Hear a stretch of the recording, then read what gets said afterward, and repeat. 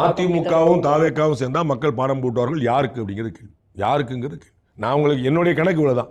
அதிமுக கூட்டணியில் இப்போ இருக்கக்கூடிய எக்ஸிஸ்டிங் கூட்டணியில் தாவேக்கா வந்தால் 200 சீட். அதுக்கப்புறம் அங்கே கேள்வியே கிடையாது. அது வந்து ஒன்றுமே இல்லை, ஒரு சாதாரண கணக்கு சொல்லேனே.